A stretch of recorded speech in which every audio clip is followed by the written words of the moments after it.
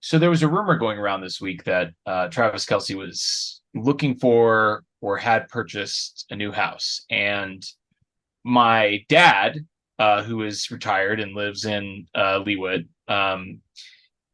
had heard from one of his friends that, it may be in the neighborhood. So it was confirmed this week that Travis Kelce has indeed purchased a house across the street from my parents. And when I say across the street, I do mean across the street, but I should add that there's also a large gate on Yeah, the other side of the street between where my parents live and where Travis Kelce lives. sure. Yeah, that's smart move by Trav, but you're basically neighbors, so congratulations to you.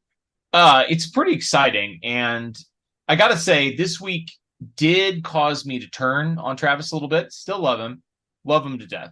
Amazing. One of my all time favorite athletes. I mean, he's probably like number two behind Pat. Sure. I don't even can't even imagine who would even be second.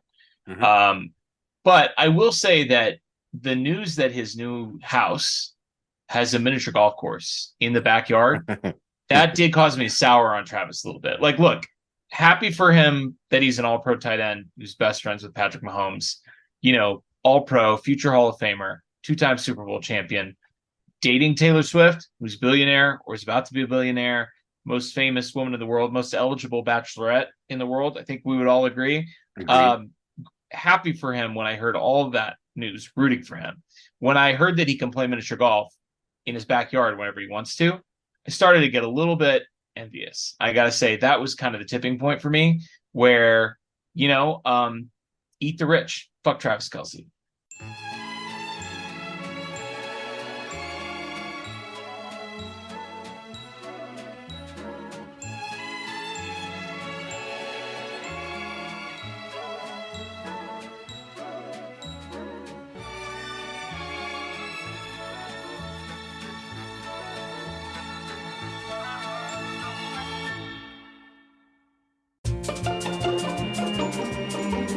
Welcome in to It's Always Sunny in Chiefs Kingdom. I'm Austin. Find me on Twitter/X at Real Bird Lawyer, on Blue Sky at Bird Law Expert. Here with me, as always, my co-host Taylor at Taylor_Witt on Twitter/X, on Blue Sky at Taylor M. Witt. Before I kick it over to you, buddy, I do just have to walk back really quickly. I didn't mean that. I don't. I would never say fuck Travis Kelce. That was You just regretted it as soon as you said it. the vinegar came out, and I'm gonna walk that back. I'm gonna lock it up in a little box. I'm gonna tuck it away, and we'll never speak of it again. And hopefully, maybe my dad runs into Travis at the grocery store and he invites us over to play a game of miniature golf in Midtown next. But what's going on, buddy? Now I'm just daydreaming about mini golf, as you know, Sure, as we and were as watching I you. know. Yeah. We love mini golf. We're mini golf aficionados. We certainly have played our fair share of rounds, both virtually and IRL. So yeah, jealous of Trav, and just like everything else in his life right now, it is always sunny in Kelsey Kingdom. Oh boy, isn't it? We're brought to you as always by Underdog Fantasy. If you've missed out on the preseason best ball drafts, don't worry, you can still draft. Use our promo code Sunny. A couple of you guys did that last week. We appreciate you supporting the pod. It does help us. So if you draft on Underdog, use our promo code Sunny, get a matching deposit up to your first $100. You can do over unders, you can do pick'ems, you can do all kinds of fun little stuff on Underdog. So check them out. Speaking of fantasy, we had an unfortunate thing happen this week Mm. in our listener cutthroat league. Mhm. Can we get an update from you, Taylor, on what happened? Yeah, yeah, we can. I got cut. You know, Cutthroat is it's a serious game. It is absolute chaos, and sometimes even if you have a decent team, you still can be the lowest scoring player in the league. You can still get cut, and that is what happened to me. It was unfortunate. I checked in with only 75 points, which was, a good 8 points below you for second to Yeah, I last. was second to last this week, so we were Yeah, both sweating it out. we were. I was watching at the end if Joshua Palmer would score on Monday Night Football, and of course the game starts out and he has a 27-yard touchdown catch nullified by a illegal Hmm. downfield that I didn't see on the replay, which of course that 27-yard touchdown catch would have Yeah, it would have eliminated me. No, yeah, it would have. So it was a rough week, but we move on. There are still a lot of great competitors left. That was week 6, which means we've done 5 cuts so far in Cutthroat and still have a long way to go. There are 16 participants originally, so good luck to the remaining 11 participants. You are all, except for one of you, going to hate your lives here coming up pretty soon. Probably all of us, to be honest, even the winner, because unless Cutthroat is the only league you play in and you win, I guarantee you are going to be let down by one of your fantasy teams this year. Good point. I have seven teams this year, and 6 of them are pretty good, and one of them is just total dog shit. And it's the one where I drafted 2 Cincinnati Bengals, Joe Burrow and T. Higgins. Fuck me, but fuck the Bengals as well. We got a great show for you guys today. We've got news. We've got what is happening. We've got a recap of the Chiefs' 16th straight victory over the Denver Broncos on Thursday Night Football in week 6. And we've got a preview of another divisional matchup. The Chiefs are going divisional in a row. Broncos, Chargers, Broncos. We're hitting the Chargers leg this week. But first, boy, we got some transaction news for the first time in a while. We teased it last week. We talked about Mecole Hardman being on the trade block, and on the trade block no longer because he has been traded to the Kansas City Chiefs. He returns. The Chiefs send a 2025 6th-round pick for Mecole Hardman and a 2025 7th-rounder. So that'll be the Jets' 2025 7th-rounder. We'll see how the Jets are in 2 years, but there's a chance that those picks will be pretty close in value. There is a chance that the Chiefs could lose a 5th-round comp pick because of this, because there's some obscure rule where if you let a guy go in free agency and then immediately trade back for him, like I guess it annuls the comp formula. I don't know. I wanted to say something about this real quick before we move on, please. because there's been a lot of hand wringing about this comp pick, and the Chiefs were going to lose the comp pick if the Jets waived Mecole Hardman, which they were going to do.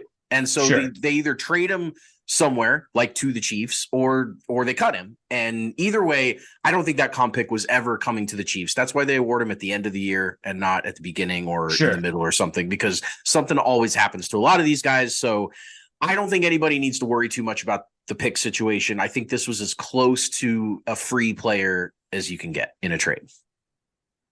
Montreal Washington, our guy, dedicated punt returner and kick returner, waived. Hopefully he'll be back on the practice squad to make room for Mecole. What do you think?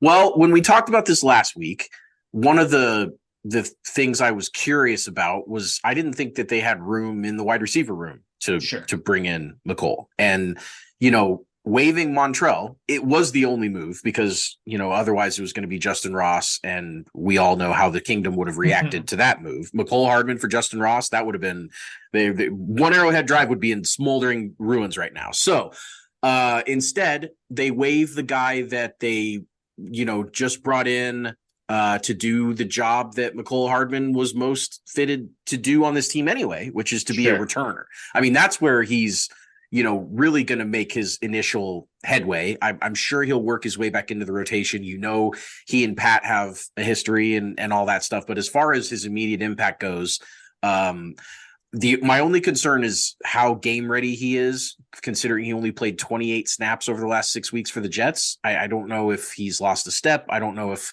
what the story is, but it's okay. I think this move, I'm convincing myself that Mecole Hardman helps the team more than Montreal Washington would have, but I guess we'll be proven right or wrong here coming up pretty soon. The Jets angle is interesting because I can't figure out what was going on with the Jets, and it feels like we will know almost immediately. I don't know if he's going to be active this week. It sounds like that's still up in the air. If he is active, it sounds like he'll have a role, and a role on special teams, according to Dave Tobe, but it's up. Remains to be seen whether he will be active this week. I think we'll know pretty quickly if it is a case of the Jets being moribund bottom feeder organization and the Chiefs being one of the best in the NFL, or if he really has lost a step. I think that should be pretty apparent as soon as he gets on the field. But listen, he was behind Randall Cobb, who I saw a stat today that Randall Cobb is dead last in the NFL in yards per route run. Yep. He is averaging, or he has 0.17 yards per route run, which is extremely bad. That's not a stat that's easy to conceptualize, but to give you some context, Tyreek Hill leads the NFL in yards per route run, and he's averaging 5.06 yards per route run. Unbelievable. And Randall Cobb is averaging 0.17 yards per route run. So those are the opposite ends of the spectrum. A really good number would be, 2 to 3. Yep. And yep. Randall Cobb is, 0.17. So and MVS, who's in the bottom, 10 of the league, he's in that range. He's I think 2 something, or I saw the number earlier, but it's not good. It's not good. No, it's not good. And that's part of the reason you bring in Mecole, is because, MVS is not giving you a whole lot right now. And that's, MVS could come out and have 130 yards and 2 touchdowns next week. Like, that's just the kind of player. And no one would be surprised. That's kind of the player that he is. But we talked about it last week. Mecole gives them another field stretcher, which, especially with Justin Watson out, which we'll talk about here in a second, is helpful. It's critical to have another guy to be able to stretch the field. And then, of course, another guy that can, give you the gadget plays, the trick plays, which, they use Kadarius Toney for, but he's a break glass in case of emergency kind of player, because he will break like glass. Yeah, for sure. If you use him and it's not an emergency. So now you've got Mecole to be able to shine in that role. And let's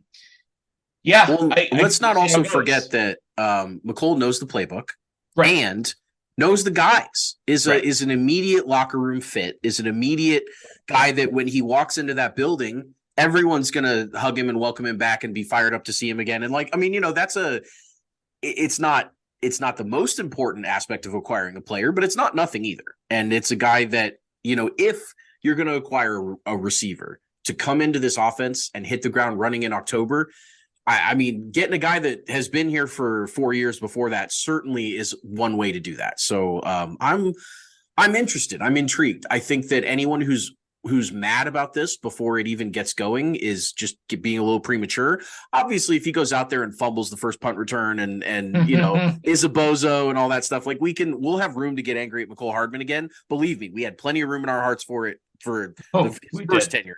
The entire time we've been doing this podcast, essentially. Yeah, for sure. But until he pulls that old shit again, like let's stay positive. Speaking of players that may be returning, Frank Clark, the Shark, was officially waived by the Denver Broncos. He is a free agent.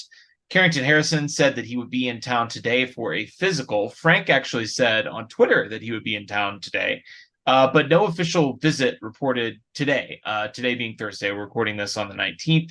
So it doesn't sound like it's official quite yet, but it sounds like there's a very strong possibility that he may come back, at least to the practice squad, if not to the active roster. We've kind of discussed this already too, and I guess we'll talk about it more if and when it becomes official. But Frank Clark coming back, you cool, bringing the gang, getting the gang back together?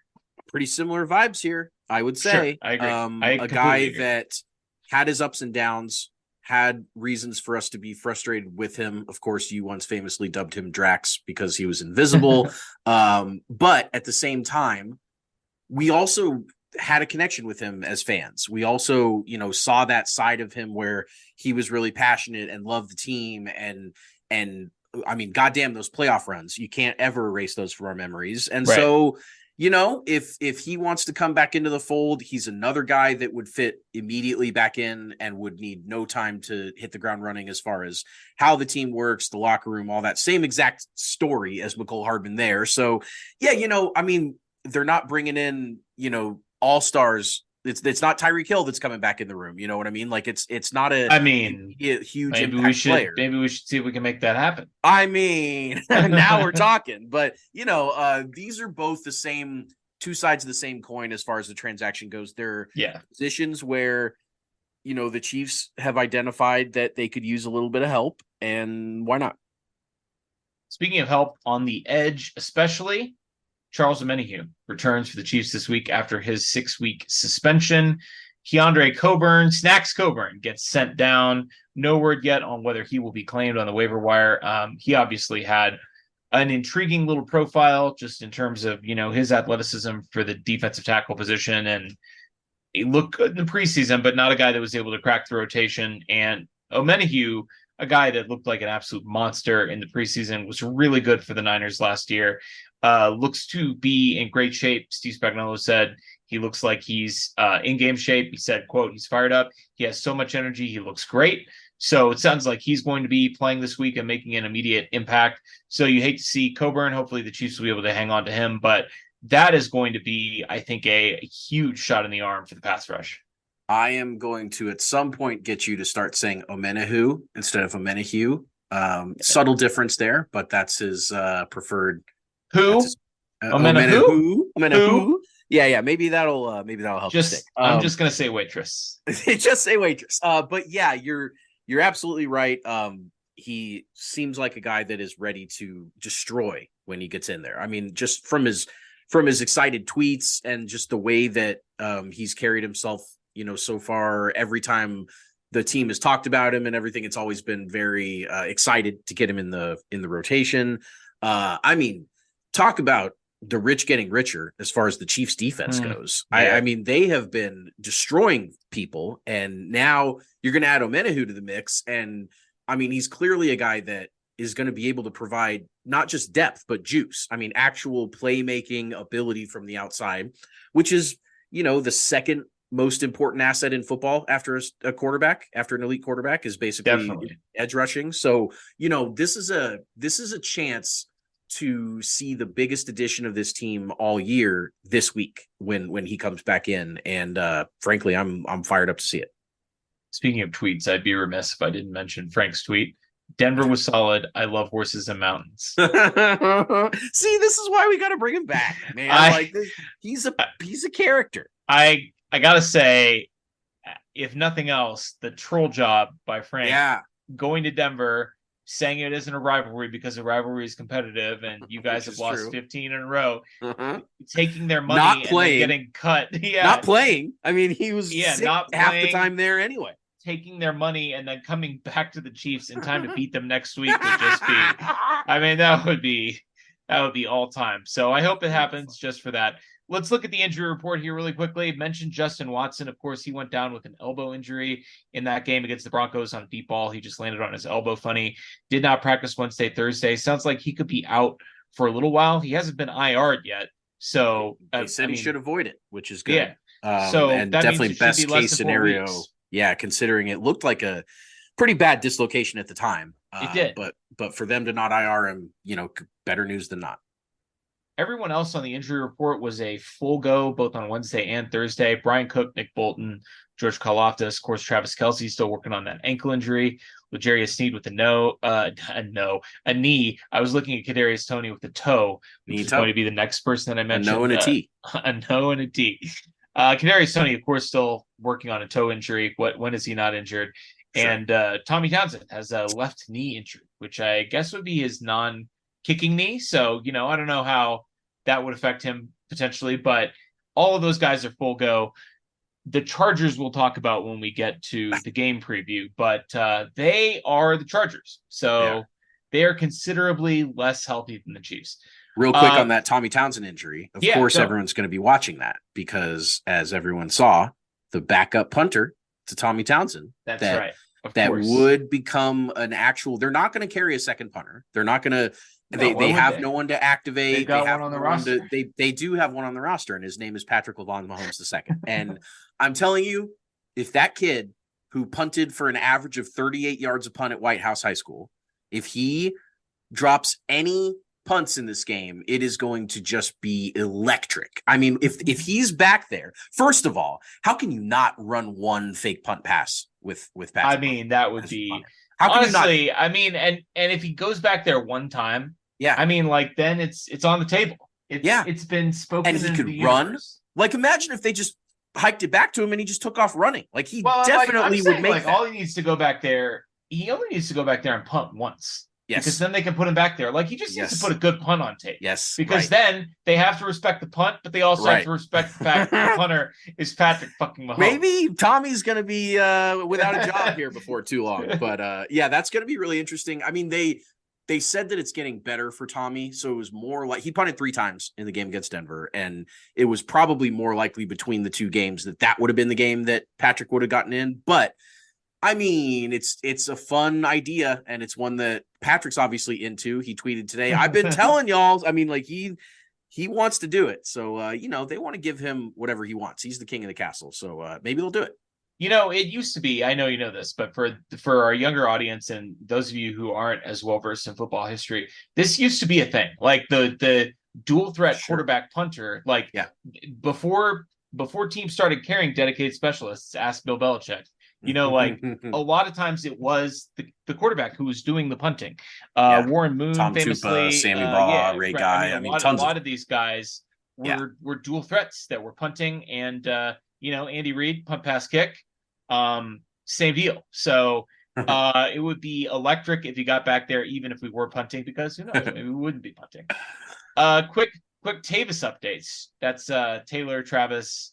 They're together. It's a thing. Huge week in Tavis news. Really. Huge. I mean, we haven't recorded the podcast since last Tuesday. We had a little mini bye ourselves. Chiefs were enjoying their mini bye, and Travis was enjoying his mini bye in New York City after Taylor came to the game on Thursday night.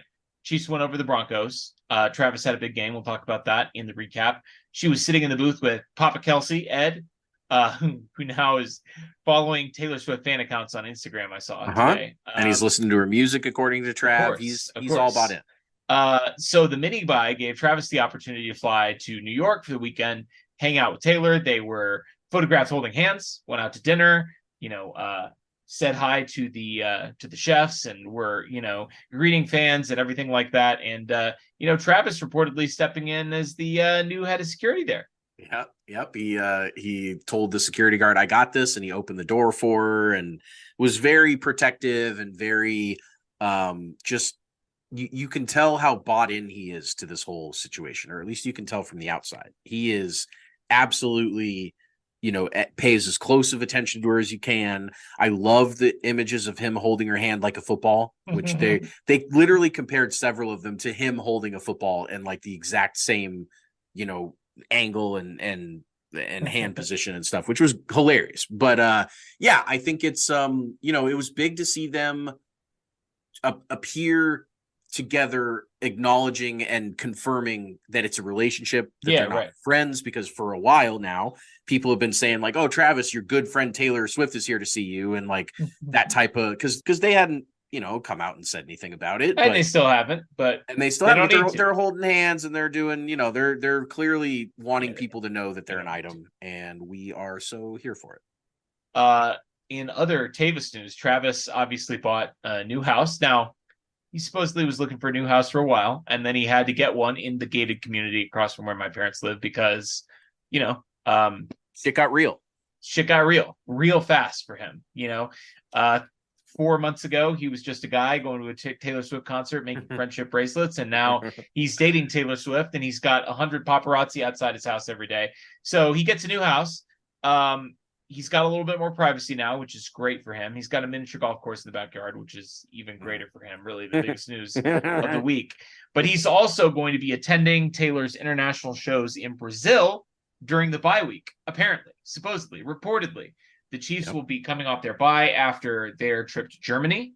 And I know on New Heights, he and Jason, who I think also has a bye that week, talked about going to Oktoberfest. Sounds like Trav is maybe going to ditch Jason and go to Rio to check out the Eras tour in person.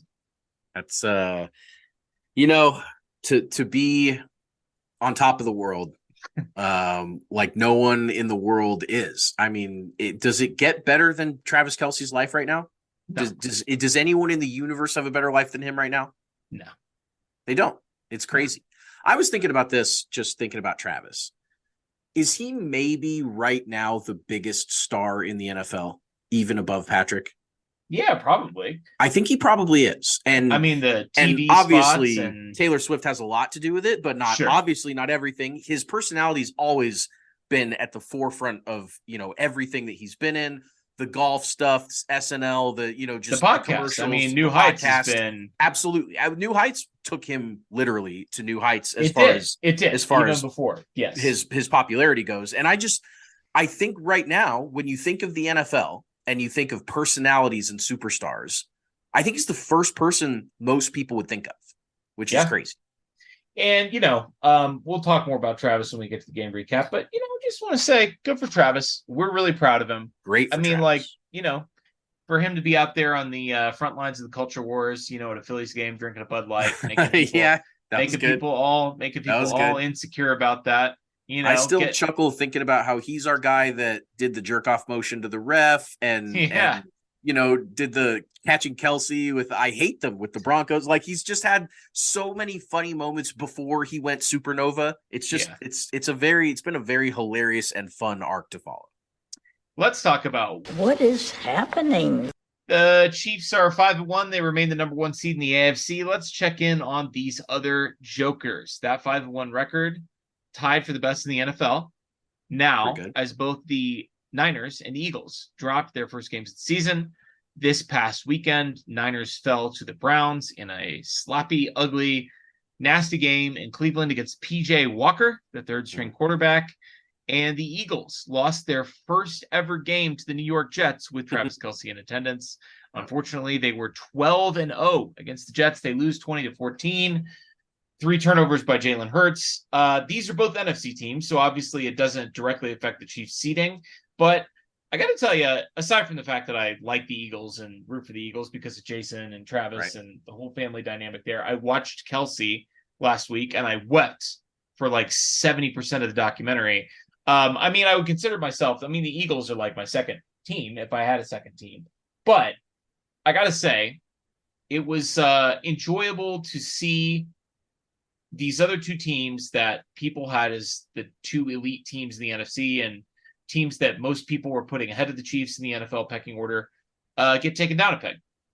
Yeah, it's always nice to know that that they're not running away, that other people aren't running away from the Chiefs. And for a while, those two 5-0 teams, they looked pretty intimidating. Both of those teams, especially the Niners, and certainly, to see both of them lose to, bottom area tier AFC teams with backup quarterbacks, which is what both of those teams were. The Browns and the Jets are nowhere near right now, being elite, and they didn't have their quarterbacks, and they still both beat those two NFC teams. The NFC actually got crushed by the AFC this week in general, and typically we don't really cover unless it's like an AFC contender or whatever. But you had the Seahawks losing to the Bengals, you had the Niners losing to the Browns, you had the Panthers losing to the Dolphins, the Saints lost to the Texans, and the Eagles lost to the Jets. So that was every game that was AFC versus NFC. Oh, and the Giants lost to the Bills.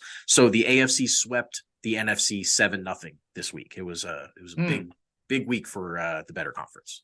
Not a good week for the NFC. Oh, not a sweep, because Monday night we will talk about one of the NFC wins over the AFC. We sure will.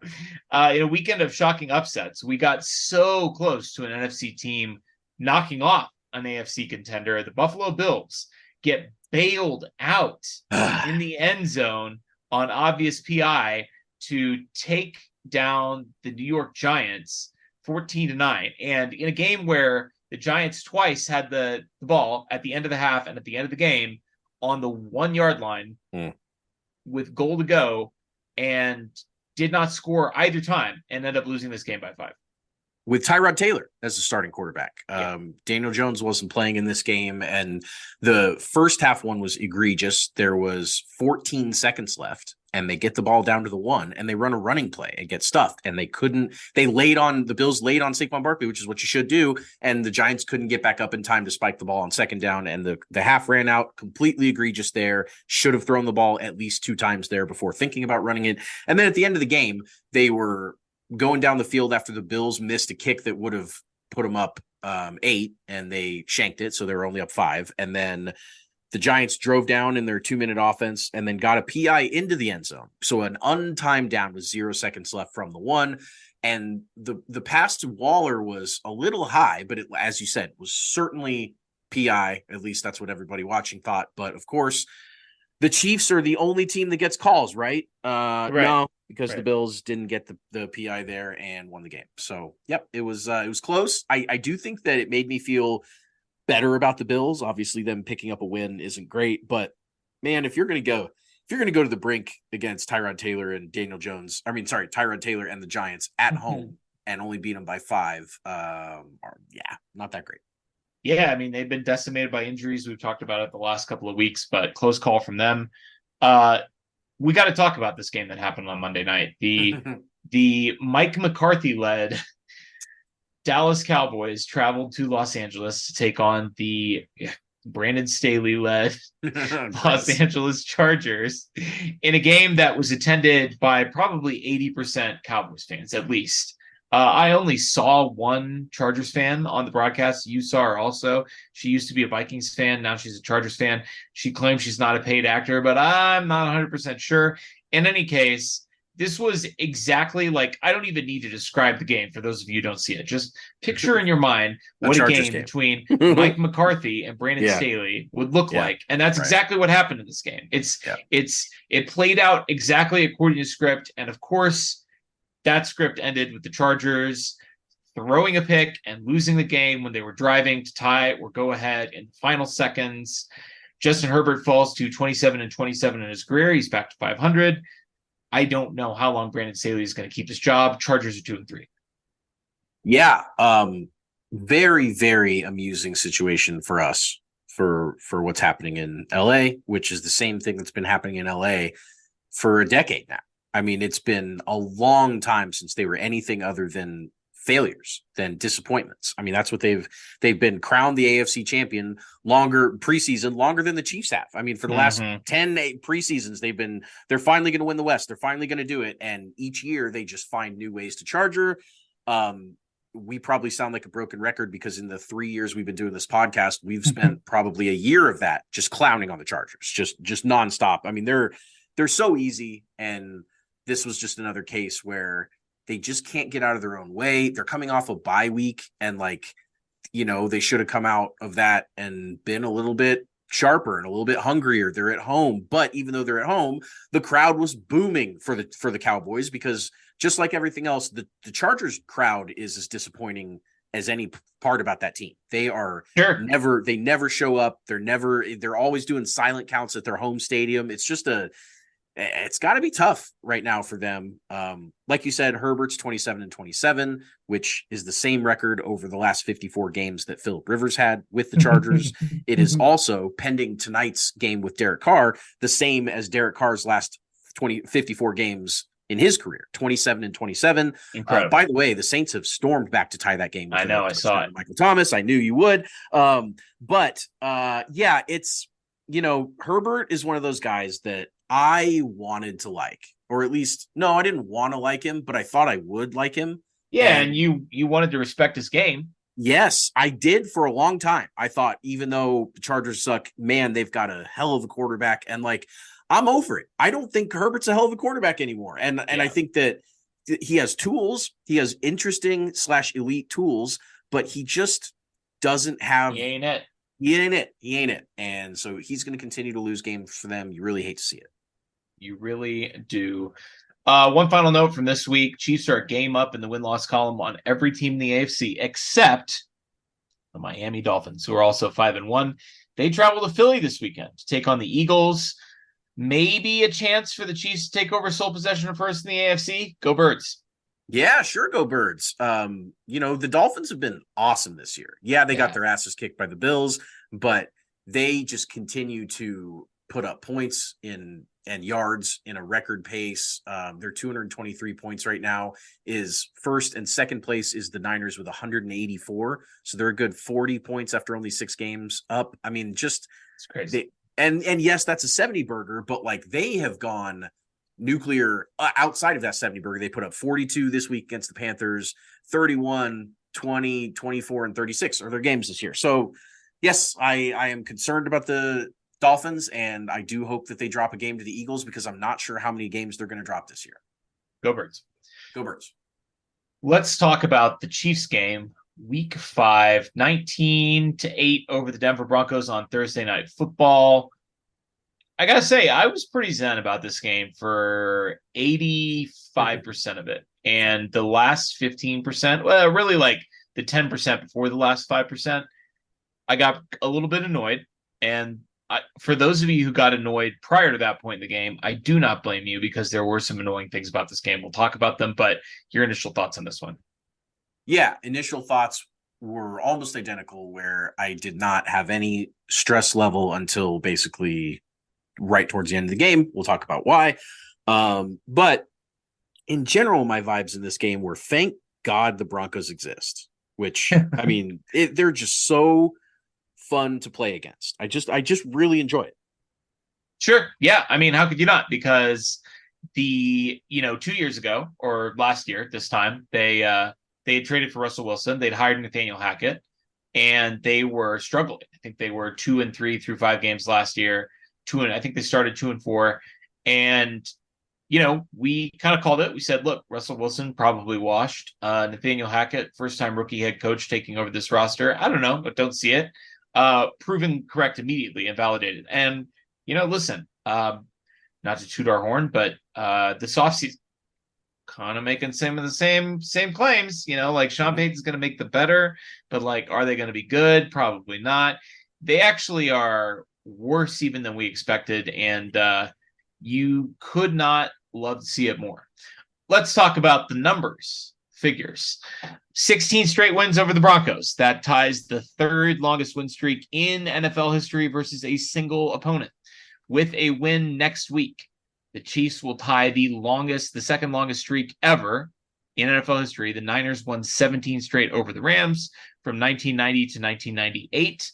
The record is 20. So if they win against the Broncos next week, in a game that we will preview next time, that will tie the second longest streak over a single opponent in NFL history. Pretty remarkable. I think that it should be, as the NFL matures, it should be harder to beat teams over and over Definitely. again. There's more information, there's more, just the league seems to be more balanced now than it ever has been from top to bottom. And to be able to have a team's number over and over and over again just feels impossible. And I mean, literally two of these. I mean, the Niners 1990 to 1998 and the Dolphins 1970 and 1979, 20 straight over the Bills. The Dolphins wins were all pre-salary cap, and the Niners, the salary cap wasn't implemented until 1994. Half of the Niners wins over the Rams were, and division realignment was until 2002. Exactly. I mean, lots of balancing stuff has happened between 98 and now. And it's just remarkable that the Chiefs have just completely owned our number one rival. I mean, if you had told me, in 2015, like, if there's one team that you'll beat every single time you play them, I mean, I might have said the Patriots, but I probably would have said the Broncos. And it's been unbelievable. It's been amazing because, of course, I mean, this is the team that most recently won the Super Bowl in the division outside of the Chiefs. So, feels good to beat them. 19-8 was very nearly scoregami. For those of you unfamiliar with the concept, scoregami are unique scores that have never happened before in NFL history.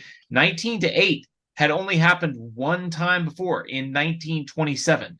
The New York Yankees defeated the Buffalo Bisons. And since there was no 2-point conversion in 1927, also a recent innovation in the 90s, the only way to get to 8 points was a safety plus a touchdown, which is exactly what happened in this game. The Bisons had a safety and a touchdown. The Yankees had 3 touchdowns with 2 missed extra points to get to 19. And that is the only other instance of 19-8 in NFL history. Pretty amazing.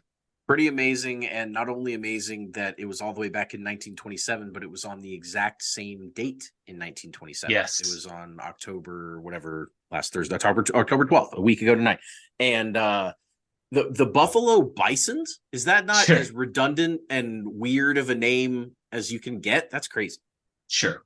Well, skeptics will point out that buffalo and bison are completely different animals. But that's why it's weird. But they're not, because this is America, and in America they're buffalo. One animal. Sure, right.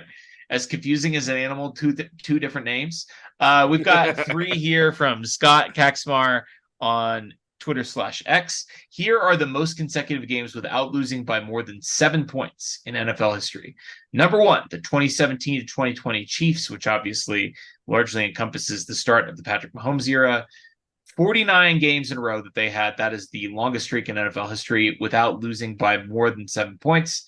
The 2011-2014 Seahawks went 46 straight. The 2009 to 2011 Packers, 45 straight.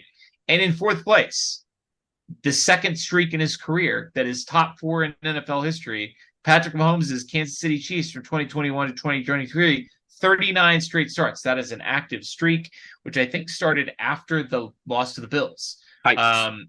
Or he, the he loss to the commented Titans. on that, and he said that was the 27-3 Yes, 27-3 on the road to the Titans. The first streak ended, and the COVID loss to the Raiders by 8. Right, so, by 8. This is without losing by 7 points, and they lost by 8 to end it. And then, of course, the new one started the week after that Titans loss. So Patrick Mahomes is always in the game. We all know that. His percentage of his career games where he's... Oh, that's the next stat. Don't spoil it. Oh, yeah, I didn't even read down that far. Yeah, good call. Go. If Patrick Mahomes has won or been within one score in the fourth quarter in 97 of his 100 career starts. And he's won 80 of those. So he's 80-20, and in the 17 of the 20 losses, he's been within one score in the fourth quarter. That's absurd. It's an impossible stat. Tampa, the Titans game, and then I think the other was it the other Bills? The other Bills game where they beat them like 38-20. 38-20. Yep. Right. So we can think of the 3 games that the Chiefs weren't in. And 2 of those were in 2021. Over 100 games. Yeah. That's as remarkable. We always talk about his floor, and that's the stat there. His floor is so high that you just can't blow him out. You can't do it. And we are just so fortunate. Part of the reason we are, we have these cardiac events as Chiefs fans is because we're always in the game in fourth quarter. I'm never turning the game off early because we're literally always in the game. So yes, a lot of those are going to go down to the wire because, hey, look, it's good TV. You're in it every time. Better than the alternative. The Chiefs plus 59 point differential through 6 games. This is also from Scott, is their best in the Patrick Mahomes era.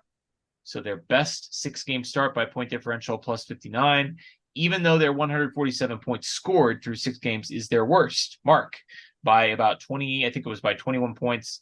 88 points allowed, however, is their best mark in points allowed through 6 games in the Patrick Mahomes era by 39 points. So they're like 40 points better. They're averaging like 5 fewer points per game than they did in their previous best defensive season with Patrick Mahomes. This is by far the best defense that he's ever played with. By far, and they might be the best defense in the NFL. They might be. We'll talk about that when we preview the game. Here's one for me. This is the first time the Chiefs have been in first place in the AFC after 6 weeks in the Patrick Mahomes era. They were tied for first place in 2018. That was the last time to do it. This is the first time since then that they have been in first place in the AFC after 6 weeks. So despite, the fact that it hasn't always been pretty, despite the fact that the offense is not playing at their peak, the Chiefs are in as good a shape as they have ever been through 6 weeks in the Mahomes era. Hit me with the Chiefs system, brother. Chiefs system. This is the system that the Chiefs use to win their football games. It is tried and true. When they win, they follow the Chiefs system, which of course is a acronym: create drama, handle adversity, inspire hope, engage physically, finish strong, separate entirely. We, of course, took inspiration from the Dennis system, and It's Always Sunny in Philadelphia. We're going to start with create drama. Plenty of drama created before this game started. The streak is very dramatic and will continue to be until it's broken. It just is going to mount and mount. It just gets so much more stressful every time. More pressure. You think, they're due. The Broncos are definitely due to beat the Chiefs. No matter what the circumstances are on the field, they are so due to beat them. It was prime time. Of course, Thursday Night Football. The last time the Chiefs were on Thursday Night Football, they lost 1 point without 2 of their 3 best players. So they got their Thursday night, their second crack at that. And finally, she was back in the building. Blondie, Tay. She was back in attendance after missing the Vikings game because who wants to go travel to Minnesota? So she decided she was going to swing back down to Kansas City and watch her boo, Travis Kelce, play in another game. Drama, baby. Yeah, no doubt. For a game against a bottom-feeding team in the AFC in primetime, it was about as dramatic as it could be going into this game. Yeah, Chiefs Broncos, man. That's just always going to have some bite regardless of what else is going on. And then the Chiefs, of course, had to handle some adversity. And they handled the drama, the adversity of the Thursday night game right off the bat. They started the game out on defense with a 4th down stop because Russell Wilson sucks. And then the Chiefs kicked a field goal and then got an interception on defense. So right away, things were kind of starting to snowball against the Broncos. They certainly handled adversity through the first, few drives of the game. Yeah, I mean, this game looked like it was going to be a blowout through the first couple of drives of the game, and it kind of ended up being a blowout. I know 19-8 is not, but for the NFL, by NFL standards, when you're winning by multiple scores and you're covering the spread, it's pretty close to a blowout. Yeah, if the NFL sets, or if Vegas sets an over under at 11, that's one of the biggest over unders of the season when they do that. I mean, beating an NFL team by 11 is a big deal, but we'll talk about that in a bit. They then inspire some hope. So the Chiefs are at 3rd and goal at the 3-yard line. They're up 3-0. That was a lot of threes in there. And then pop a little right side easy touchdown pass to Kadarius Toney. And to me, that inspired some hope because Kadarius Toney has been not great. He has 92 receiving yards through the first 6 weeks of the season. So he's not really being very productive. But to at least see a touchdown pass to him was nice. But then at the end of the half, our guy, Harrison Butker, nails a 60-yard field goal in the swirling winds. We'll talk about him a little bit later. But between those two plays, I felt pretty inspired with the Chiefs going into the halftime up 13-0. Yeah, I mean, the way Butker's been kicking the ball this year is outrageous. I mean, he's been the best kicker in the NFL this year in a league that still includes Justin Tucker. He'd be good too, I'm sure. I'm sure he would be great at kicking, but probably not quite as good as Justin Tucker. Yeah, I mean, this was a game where I didn't want to tweet it because for those of you who follow me on X/Twitter, you know that I have a remarkable gift to reverse jinx, and it only becomes more stronger game by game. In fact, I caused an instantaneous jinx in this game. At the end of the game, where literally the second I hit send, there was a turnover, and that's the fastest it's ever worked. But in any case, I wanted to tweet, and I think maybe did text to you, game over at halftime, because I had total confidence that the Chiefs, even despite some of their struggles moving the ball against a pretty bad defense, I didn't think that the Broncos were going to score a single point in this game. And they almost didn't. They almost didn't. They certainly needed some help there at the end of the drive to score their points. But yeah, you're right. This game at halftime felt as easy as any of the Chiefs versus Broncos matchups in a while. They've had a couple laughers in there, but certainly the way the defense was playing, I felt very inspired. And so we're gonna dovetail that into engage physically, which is just kind of the Chiefs in general. 4 sacks in this game on Russell Wilson, only allowed 95 yards passing. They had 3 turnovers and they allowed 8 points. And so I did a little querying and queried the last time that the Chiefs defense had 4 sacks, allowed less than 100 yards passing, got 3 turnovers, and allowed 10 or fewer points. And they've only done it 5 times since 1990, which is remarkable because of all the crazy defenses the Chiefs have had, especially in the 90s. But they have done it. They did it once in 92, once in 2002. So they went all the 90s, all those great Derek Thomas, Smith defenses between 92 and 02.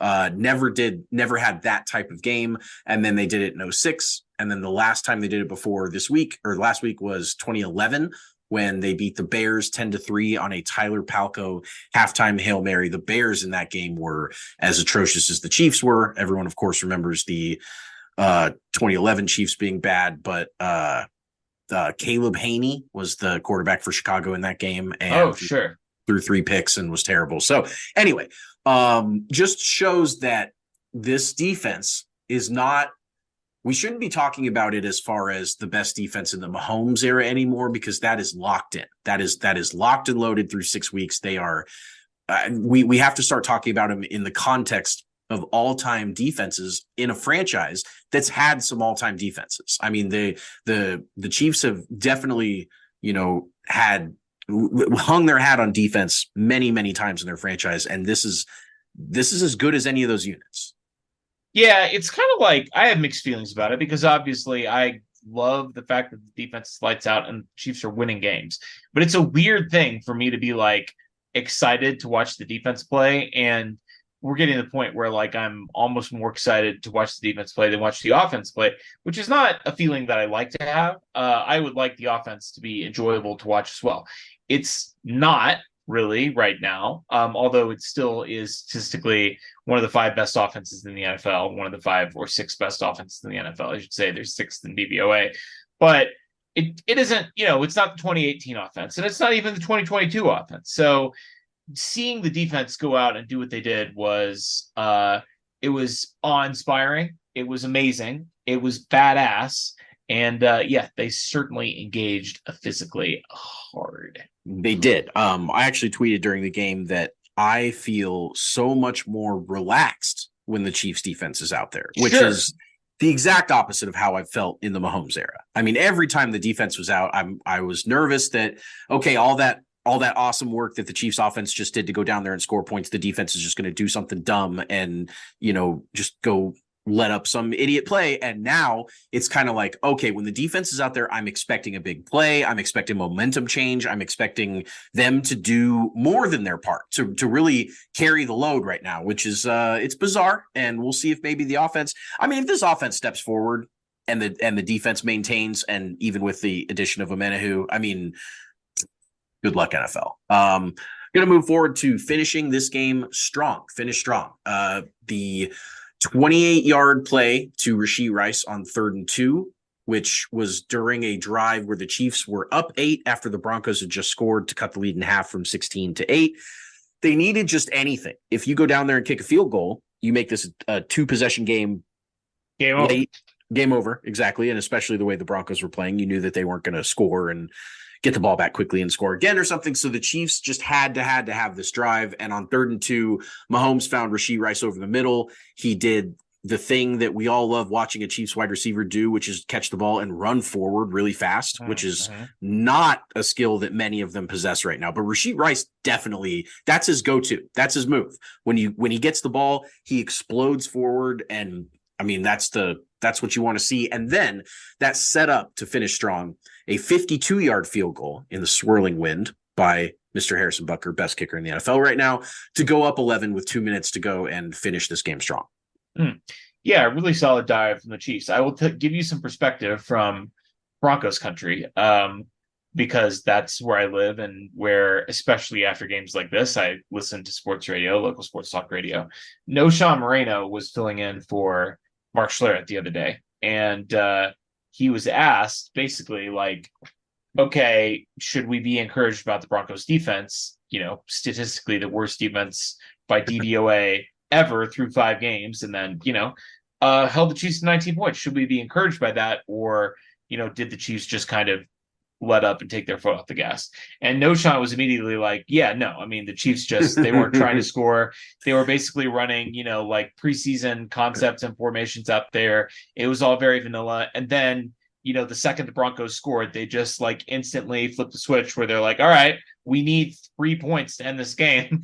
Let's go do it. They go and get the 3 points that they needed. And, it required some clutch plays in there. You had to hit on that 3rd down conversion to Rashee Rice, and Butker has to make the kick. A 52-yarder in these conditions is not easy at all, but they get the job done. They get exactly what they need. That is finishing strong, big time. Yep, absolutely. They were playing with their food for a while, is kind of one of the analogies that I kept seeing on Twitter. Just kind of, you knew the Chiefs' backs weren't against the wall, and you knew that they were going to get it done when they had to. And then, like a wounded mouse on the floor against a cat is how Mark Schreier described yes, it, actually. Yes. So that's perfect. And then finally, the S in the Chiefs system is separated entirely. And when the Broncos got the ball back, even though they were down 11, even though everyone knew this game was over, Clamps McDuffie himself separated the ball entirely from the Broncos and forced a fumble, and his 3rd forced fumble of the year, and called game. And the Chiefs separated entirely. Like they always do, or at least they have the last 16 times that they've played the Denver Broncos. let's do our awards. And we've got 3 awards to hand out. We'll hand out one award each in each category. We've got our 5-star men. Who, of course, through their play are saying, I'm a 5-star man. We've got our trash men. I'm the trash man. I come out, I throw trash all over the ring, and then I start eating garbage. We're the ones eating garbage all over the field. And we've got our wild cards. Wild card, bitches! Yeah! Who are capable of anything. I'm going to let you have the first pick. Give me your 5-star man. Was just talking about it. He's my guy, Harry Butker. He, buttkicker.com had arguably his best game as a Chief. Dave Tobe actually said that in the pressers today, that he thought that was his best game as a Chief. That is also something that I tweeted that night. 5 for 5 on kicks, of course, made every extra point, which is something that he's done very consistently going back to the middle of last year. He had the yips on extra points for a bit in his career. He has figured that out and been money on extra points. Of course, he hasn't missed a kick all year. And It's crazy. Very crazy. He's 14 for 14 on field goals. There are a couple seasons in NFL history. There are 3 above him in more makes without a miss in NFL history. He's 4th already. I mean, obviously he's only 6 games in, but just been as automatic and reliable as you can ask for. Biggest, just monster kicks, a 60-yarder. He's had, high 50s multiple times this year. Just as good as it gets in that position. As you said, I know Justin Tucker still exists and he's great. But I mean, you put those guys up against each other head to head in a kicking contest. I can't tell you which one of them is going to win. I think Butker's unbelievable right now. He's my 5-star man. It's a great choice. My 5-star man this week is not a man at all, but a woman named Taylor Swift. I love it. International pop sensation, superstar, and girlfriend to Travis Kelce. And listen, I think we've obviously been giving her tons of love on this podcast and tons of love to the Swifties, if there are any of you listening. Hope that you are. But she was the 5-star woman in this game, chatting it up with weird old Ed Papa Kelce like a champion, cheering on her man. And listen, it takes a lot of commitment when you're Taylor Swift to, go out in public like she has. The Chiefs have won every game where she's appeared. And this time she inspired her beau, Travis Kelce, to a vintage Travis Kelce performance. 9 catches for 124 yards on a short week on a bad ankle. I mean, listen, that's an inspiring presence. All right. Like that is, and listen, I'm not trying to say that that's all she is. She's an amazing person, an artist in her own right, but she also just has a magnetism, a charisma, an aura. That's exactly what it is that inspires the Chiefs to new heights and to greater things. And I'm quite taken with the whole situation. So she gets my 5-star man. We have not officially awarded her to this point. I just wanted to acknowledge her efforts with this 5-star man award. Yeah, Chiefs are undefeated in the Taylor Swift era. It's good to be here. It's great to be here. Let's do our trash men. And in lieu of a Chiefs trash man this week, usually we're picking on Chiefs players when we're picking the trash man. And, we could have picked on the usual suspects, Clyde Edwards-Helaire, Sky Moore, the default. Yeah, lock them in. The default trash men certainly could have been trash men again this week. But listen, when you beat a team 16 times in a row and it's a division rival that you absolutely loathe in the Denver Broncos, I'm not going to do it. I'm going to go with Russell Wilson. I love it. 3rd lowest adjusted yards per attempt of his career, 1.14 adjusted yards per attempt. That's taking into account the 2 picks that he threw, the fact that he was held under 100 yards in this game. This was one of the worst performances of his entire career. And I have to say, I don't know if this was something that the Chiefs locker room was cognizant of, or, if this ended up being bulletin board material for them. But people have been tweeting out the dumbest fucking comparisons between Russell Wilson and Patrick Mahomes. And it'll be, we really do try and provide you guys with context on this show and give you stats when we give you stats that are properly contextualized for era and environment. And, we're not just going to give you like raw completion percentage and touchdown and interception totals, because that's misleading. Doesn't talk to you about pressure and the ability to avoid it, sack avoidance, how a quarterback is performing on third and fourth down, the money downs where the other team knows you're going to pass and they can defend the pass, allocate their resources to stopping the pass. Russell Wilson in this game ran out of bounds on a fourth down, short of the sticks, like way short of the sticks, didn't even throw the ball. There's absolutely no reason to do that. He obviously had 2 killer interceptions in this game. He couldn't move the ball. He threw for under 100 yards. He's 1-5 this year. He's been in decline ever since his last season in Seattle. The Broncos didn't see it, and they are paying the price. Trash man all around. Yeah, his bird quit. He's no longer legit.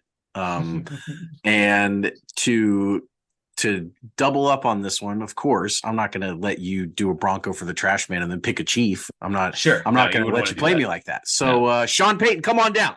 You are the next contestant on trash man.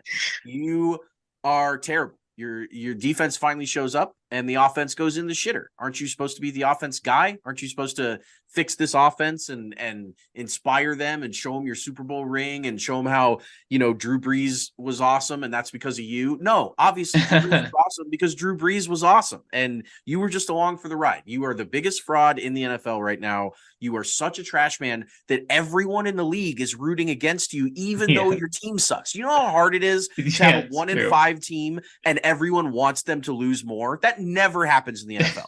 Never. You can't make enemies when you're 1-5, and fucking everyone hates them. You think the Packers aren't going to want to destroy him for talking shit on Nathaniel Hackett after Hackett left the Packers? That'd be like a team this year talking shit on Eric Bieniemy and then us wanting to beat the shit out of them next year because of it. Like it's just such a hilarious situation for everyone to hate on Sean Payton right now. And I mean, he's going to be back in a TV booth in 2 years' time. He is cooked. He's over in Denver.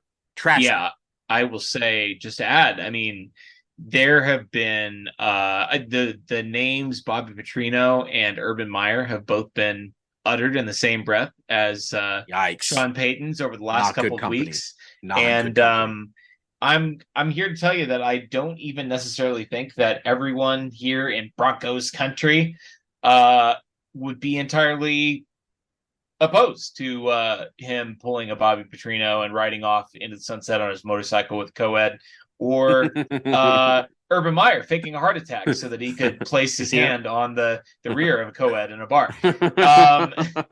What I'm saying is that Sean Payton is probably going to be involved in some sort of sex scandal soon, but he's definitely not going to lead the Broncos to any more wins this year.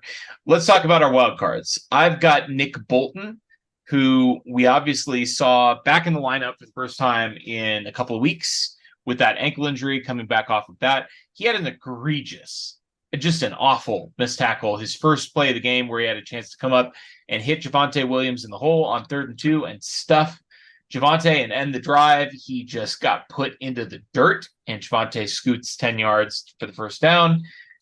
Comes back the next drive, Nick Bolton does, and skies up for his 3rd career interception. Great pick.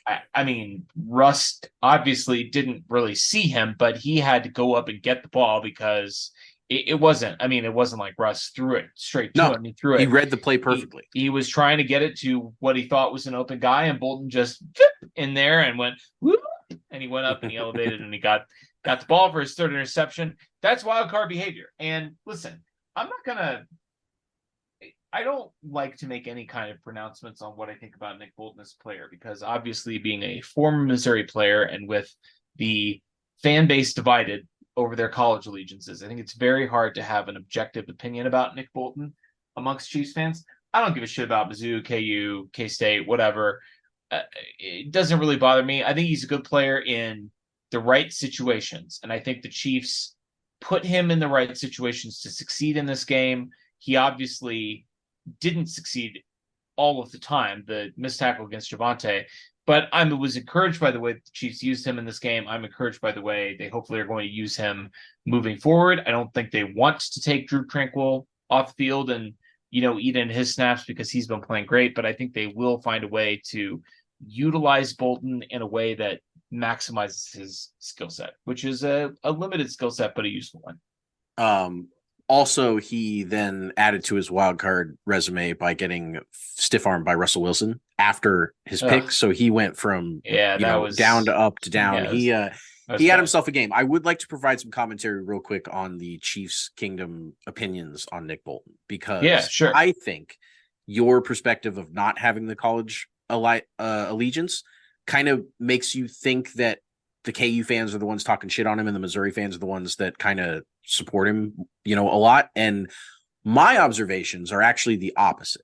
And maybe not the opposite as in all the KU fans love him and all the Missouri fans don't, but I think that if you're a KU fan, you don't really give a shit about Missouri football right now, as far as that rivalry is kind of an old hat. And Nick Bolton's been great. I know me personally as a KU fan, love Nick Bolton. But if you're a Missouri fan, you watched him play in college. He's had an opportunity to kind of frustrate you a little bit more than if you weren't a fan of him for the 4 years while he was a kid developing and stuff. And I've seen more Missouri fans kind of talk about his limitations and some of that stuff than I have from KU. So I just wanted to throw that out there, because I do think that it is interesting, given the fact that he went to one of the local schools, how he's treated. But I don't think it's as binary as KU fans don't like him and Missouri fans do.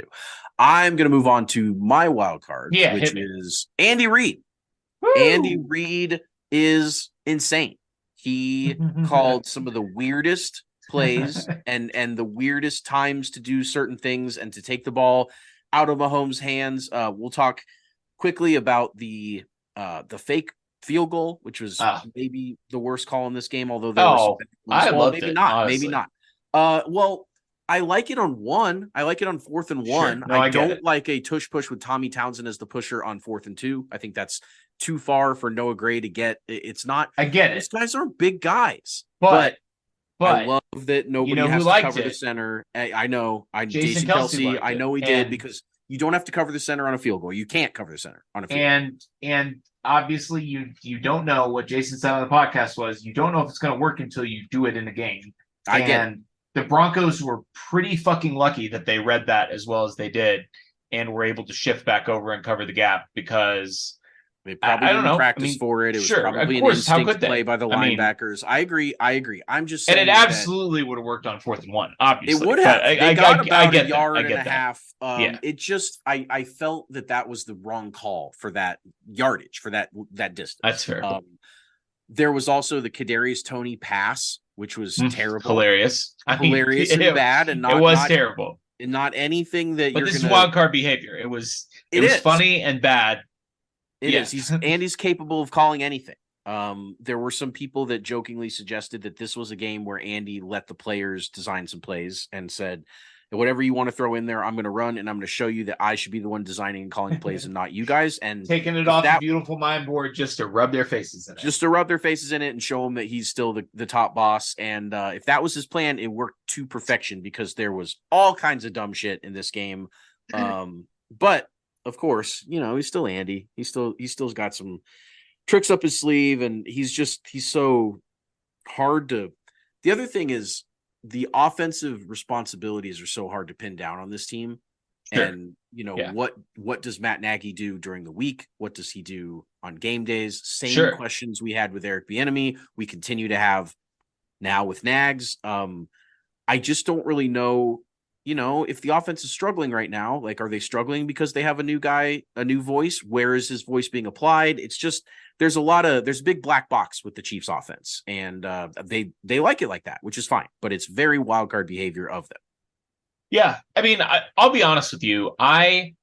We've both been frustrated. And I think anyone that watches the Chiefs has been frustrated by the fact that they feel they need to run all this trickery on 3rd and 4th and short, and that they can't just run a quarterback sneak because Patrick Mahomes randomly dislocated his knee on a freak accident 4 years ago.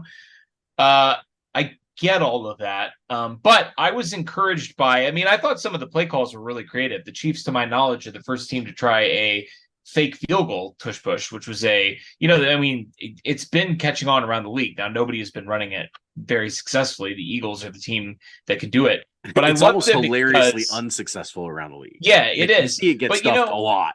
But the thing is, it's not even really, and Jason has pointed this out, it's not even really a quarterback sneak at this point because the Eagles line up and everybody knows what they're going to do. And I think that the reason it almost worked for the Chiefs is because it was sneaky. It was trickery. Yep. It was tricky. Yep. It was a tricky little play. So I like all of that. Andy is a great wild card pick from this game. But you know what? For all those shenanigans, the Chiefs do pick up their 11-point win. They cover the spread. They defeat the Broncos for the 16th time in a row. Let's turn to our game preview. It's another AFC West matchup. The Chargers are coming to Arrowhead on a short week, coming off of another heartbreaking signature Chargers loss. Is it signature when it's all of them? Sure, right. That's a good point, actually. Yeah, I mean, I guess it kind of is. That's their hallmark. A hallmark loss. That might be another better way to describe it. But in any case, the Chargers chargered. They lost the game. They're 2-3. They're coming to Arrowhead. The Chiefs had the mini bye. The Chargers played on Monday Night Football, so there's a 4 or 5 day rest disparity there. Chargers have to travel. Chargers are coached by Brandon Staley. What are you looking for in this game? I'm looking to win the AFC West. That's what I'm looking for. The Chargers' 2 wins are against the Vikings and the Raiders this year. And their losses are the Cowboys, Titans, who are terrible, and Dolphins, who are very good. So, I mean, I'm looking to bury the Chargers is what I'm looking to do. Sure. Yeah. Hell yeah. I mean, obviously, mathematically, the Chiefs are not going to be able to clinch until probably the end of November, but Which is a hilarious sentence to even say. Yeah, November. I mean, it's a hilarious thing to say. The second place team in the division right now is those Raiders, who already lost to the Chargers and are terrible. I mean, the Raiders are one of the 5 worst teams in the league, probably. No Jimmy G this week. And their quarterback is hurt. Jimmy Garoppolo is out again. I mean, the Raiders' wins are 1 point over the Broncos, 14 points over the Packers, and 4 points over the Patriots, who lost by like a combined terrible. 80 points the 2 weeks before that. Yep. And the Raiders barely beat them. The Patriots almost beat the Raiders. So they've beaten like 3 of the worst teams in the league, barely. And they're 3-3 in second place in the division. You're right. I mean, like, if the Chiefs could take out the Chargers in this game and drop them for having the tiebreaker, it is big time Jover. Let's look at when the Chiefs have the ball here. Chiefs are 6th in offensive DVOA. They dropped 1 spot after an underwhelming performance, I guess you could say, against the Broncos last week, particularly in the red zone. That was obviously the big problem for the Chiefs. They were kicking too many field goals last week. And that was against the second worst defense in DVOA history. So I understand why they dropped a little bit, but they're still 4th on offense in EPA per play this year. That's expected points added per play this year. They are merely a great offense. I mean, a great offense. They're just not a historic offense this year. Yeah, we're very spoiled. We're as spoiled as any fan base has been in sports since New England. And to not see the Chiefs light up the scoreboard like a video game is weird, and it's offsetting for us. It's off-putting. But like at the end of the day, they're efficient, they're effective. They've won 5 of their 6 games, and the one they didn't win was against another 5-1 team where they didn't have 2 of their 3 best players. They're 2 Hall of Famers, and they lost by 1 point. It's crazy how good they've been, considering all of the complaints and all of the frustrations and all of the things that Chiefs fans are bitching about on X. I mean, they're still very good. Yeah, they are. And they have a chance to redeem themselves this week against another soft defense. The Chargers aren't historically bad, but they are ranked 26th in the NFL in DVOA. So the Chiefs are pitting their number 6 offense against the 26th defense. And this is a Chargers team that is kind of a good barometer because they haven't changed anything on the defensive side of the ball other than obviously letting J.C. Jackson, their prize acquisition from a year ago, walk. Oof. Not that he was good against the Chiefs. Really, Justin Watson kind of started his downfall. Good point. Last year, roasting him and putting him in a blender and really, setting him on a downward spiral that he never recovered from.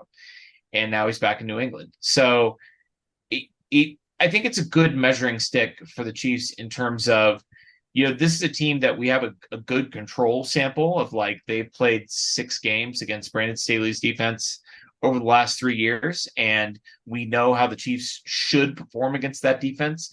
And listen, if the Chiefs go out and score under 20 points again, I think that'd be a little bit of a cause for concern, but I don't think that's going to happen. Yeah, I think that's totally fair. The Chargers also get the Bears and the Jets after the Chiefs game. Now, those teams have been a little bit feistier lately, but this is The Bears aren't going to be that feisty without Fields. They won't. Come back. Yeah, that's a good point. Yeah, Tyson Bagent is their quarterback right now. So just all that to say that this is a great time to get the Chargers as the Chiefs. Sure. And it's going to be interesting to see Mecole Hardman's role if he's active this week. And it's going to be interesting to see what Travis Kelce looks like. Those are kind of the two things I'm looking for in terms of specific players, what Mecole can do out there on the field, and what Travis looks like. He's had a mini bye to rest his ankle, although he certainly had a very active week this week. Yeah. But he's coming off of his best game of the season. Obviously, a slow start to the year for him, and now he seems to be feeding off of that Taylor Swift energy, and he's probably going to go supernova on Sunday. Join the club. Let's talk about when the other guys have the ball. We've got the Chargers 8th in offensive DVOA. So pretty formidable little offense here. Now, of course, they lost Mike Williams to the season a couple of weeks ago. Still trying to find that number 2 for Keenan Allen. Josh Palmer, your guy that you were relying on to come through in a big way on Monday night to save you and Cutthroat, did not come through. Except, I mean, it's not his fault. The 27-yard touchdown gets pulled back. Let's be real. But the Chiefs are quite formidable in their own right. You mentioned possibly the best defense in the NFL. DVOA isn't convinced that that is the case quite yet. They are sitting at 9th, but by EPA per play, the Chiefs are top 5, along with Cleveland, Baltimore, Dallas, and San Francisco. And I think those are all teams that, I mean, if you asked even before the season, before you knew what these teams were doing through 6 weeks, you'd say, if we have a defense that's on par with those 4 teams, we will absolutely take it. I mean, yep. Cleveland is playing at a historically great level on defense right now. And Dallas and San Francisco are 2 of the most loaded defenses in terms of just sheer talent on that side of the ball in the entire league. So to see the Chiefs in that company is very, very, very, very, very encouraging. And they have a chance to, keep adding to their resume and keep showing up against, and DVOA is opponent context sensitive. And so if a team like the Chargers plays the Chiefs and the Chiefs ball out against them, obviously that's going to help boost them even further. And the other thing is, like, unlike a lot of Chiefs defenses in the past, where even when they're on a hot streak, you can kind of conceive of a scenario where they can get got. I don't really see the weakness right now for the Chiefs. No. I don't really anticipate a team being able to run up and down the field on. And, clearly there's a test in a couple weeks in Germany that's going to put that absolutely to the test. But I'm right now, just given the way that the linebackers, the secondary are all playing, I see this streak continuing for a while. Their consistency is remarkable. Yeah, we've been talking about obviously having 2 elite cornerbacks in Snead and McDuffie, the way that they're both playing. I mean, that's huge because the Chiefs defense in the past, even the good ones, they had guys that you could pick on. And who do you pick on in this defense? There's nobody. And there's no one weak link that teams are able to exploit. And on the flip side, they have a ton of depth in the skill positions. They've got the deepest and best linebacker group they've had since Derek Johnson was at the height of his powers. And,